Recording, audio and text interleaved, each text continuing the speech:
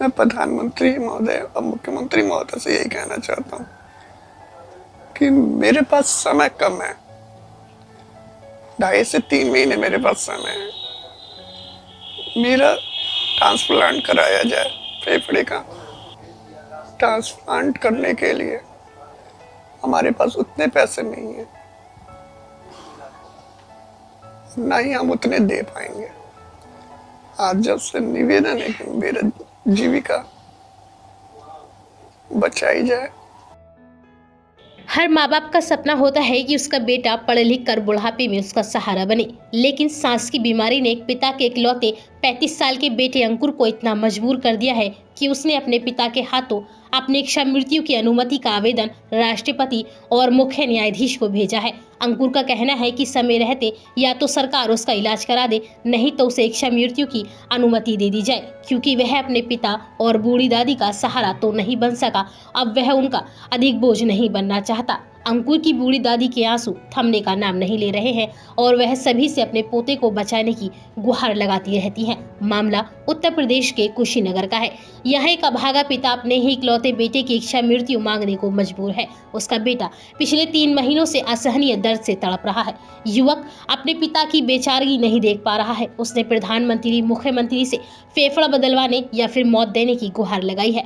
युवक के दोनों फेफड़े खराब होने के बाद डॉक्टर्स ने फेफड़ा लगाने की सलाह दी है, जिसमें 60 से 70 लाख रुपया खर्च आने की संभावना है। इलाज में अपनी सारी जमा पूंजी गंवा चुका पिता अपने बेटे को लेकर पंडरौना नगर स्थित अपने किराए के मकान में आकर उसकी मौत की उल्टी गिनती गिन रहा है। बेटे का दर्द देख पिता की आंखों से गिर रहे आंसू उसके दर्द को बयां कर रहे हैं। हैरत की बात यह है कि बेहद मुफलिसी में जी रहे इस परिवार को आयुष्मान कार्ड भी नहीं है। एक बेबस पिता की आवाज को हुक्मरानों ने अनसुना कर दिया है। कुशीनगर के पंडरौना नगर के रहने वाले राकेश श्रीवास्तव की 3 संतानों में अंकुर सबसे छोटा है।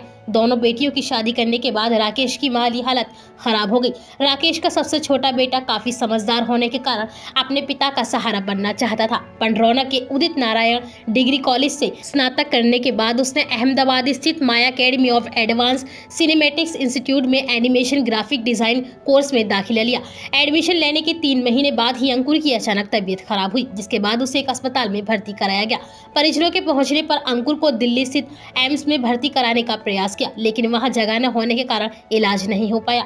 अपने कलेजे के टुकड़े की जान बचाने को लेकर दर-दर भटक रहे राकेश मेदांता हॉस्पिटल में भर्ती कराया। इलाज के दौरान उनकी सारी जमा पूंजी खत्म हो गई। इलाज के लिए डॉक्टर्स ने और रुपयों की मांग की तो राकेश की हिम्मत जवाब दे गई। इसके बाद डॉक्टर्स ने अंकुर को राष्ट्रीय क्षय एवं श्वसन संस्थान दिल्ली भर्ती कराने की सलाह दी। डॉक्टर ने फेफड़ा सुगड़ने की बात कही। डॉक्टर्स ने अंकुर का फेफड़ा बदलवाने या फिर घर ले जाने की उन्हें सलाह दी। डॉक्टर्स के अनुसार फेफड़ा बदलवाने के लिए 60 से 70 लाख रुपए का खर्च आएगा। राकेश अपने बेटे अंकुर के इलाज में इतनी भारी भरकम रकम सुनने के बाद उनके पैरों तले से जमीन खिसक गई। चारों तरफ से निराशा होने के बाद राकेश अपने बेटे को लेकर मंडरौना आ गए।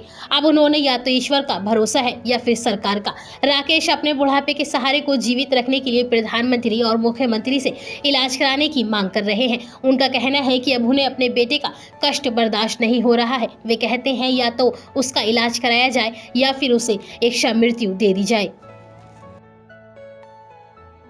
मैं प्रधानमंत्री महोदय और मुख्यमंत्री महोदय से यही कहना चाहता हूँ कि मेरे पास समय कम है, 2.5 से 3 महीने मेरे पास समय है। मेरा ट्रांसप्लांट कराया जाए फेफड़े का और मेरे जीवन को बचाया जाए। लौता लड़का हूँ, मेरे आय का स्रोत अभी कुछ नहीं है।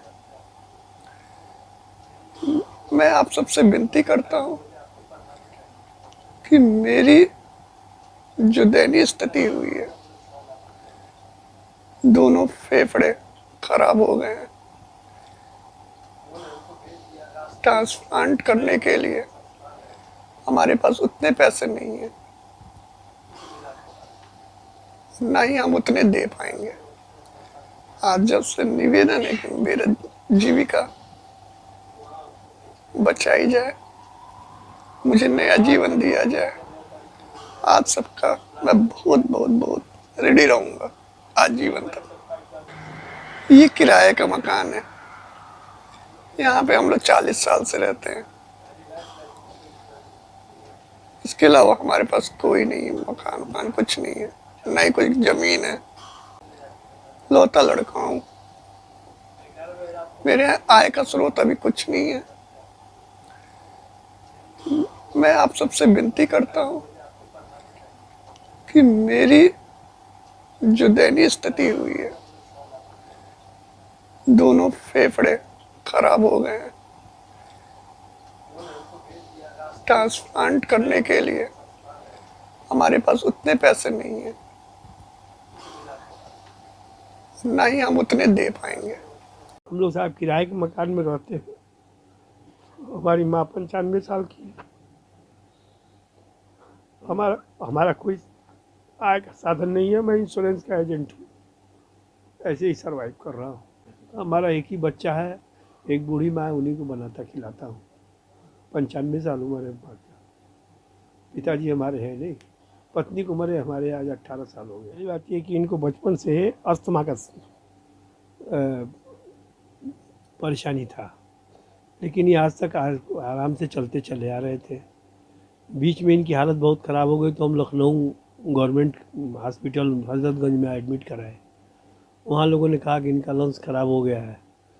फिर हमको किसी ने बताया कि आप मेदांता चले जाइए, वहाँ हो जाएगा। तो मैं मेदांता ले गया। तो मेदांता में उन्होंने कहा कि 60,000 रुपये का इंजेक्शन लगेगा और दवाइयाँ फ़ायदा करने लगेंगी, लंग्स इनका जो सिकुड़ा है फूल जाएगा। फिर हमने 60,000 रुपये का इंजेक्शन एक लगवाया। जिस दिन इंजेक्शन लगवाया उसी दिन रात की इनकी तबीयत बहुत ख़राब हुई। मैं इनको मेदांता में आईसीयू में एडमिट किया और रात भर में 73,000 रुपये हमने वहाँ दिया। उसके बाद सुबह हमने फिर डॉक्टर को दिखाया तो डॉक्टर ने कहा आप परमानेंट एडमिट हो जाइए। हमने पूछा खर्चे कितने लगेंगे, तो बोले कि 1.25 लाख रुपये रोज़। हमने कहा साहब हम गरीब घर के आदमी, हम नहीं कर पाएंगे।